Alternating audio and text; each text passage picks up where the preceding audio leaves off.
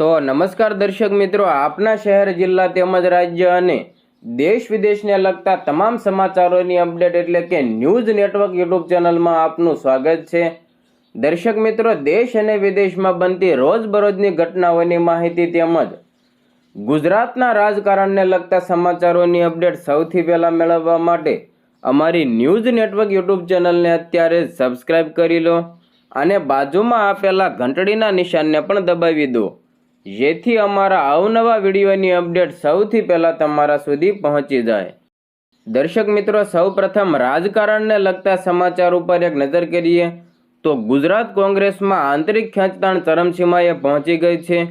પક્ષ વિરોધી પ્રવૃત્તિઓ અને શિસ્તભંગ બદલ પ્રદેશ કોંગ્રેસ સમિતિ દ્વારા કડક કાર્યવાહી કરવામાં આવી રહી છે।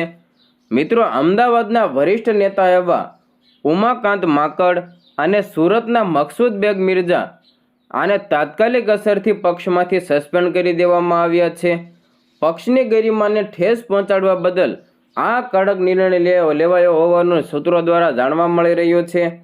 મળતી માહિતી પ્રમાણે સસ્પેન્ડ કરાયેલા બંને નેતાઓએ તાજેતરમાં ચૂંટણીમાં પક્ષની હાર માટે પ્રદેશ નેતાગીરીને જવાબદારી ગણાવી હતી।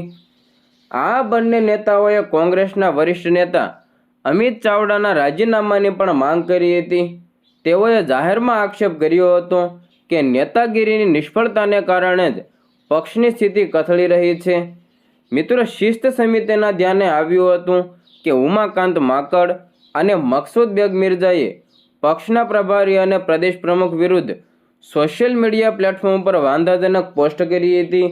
પક્ષના આંતરિક મામલાઓને જાહેરમાં ચર્ચવા અને પક્ષના ટોચના નેતાઓ વિરુદ્ધ સોશિયલ મીડિયા ઉપર અભિયાન ચલાવવાને ગંભીર શિસ્તભંગ ગણીને ગુજરાત કોંગ્રેસે આ નેતાઓને સસ્પેન્ડ કરી પક્ષના અસંતુષ્ટ નેતાઓને પણ કડક સંદેશો આપી દીધો છે।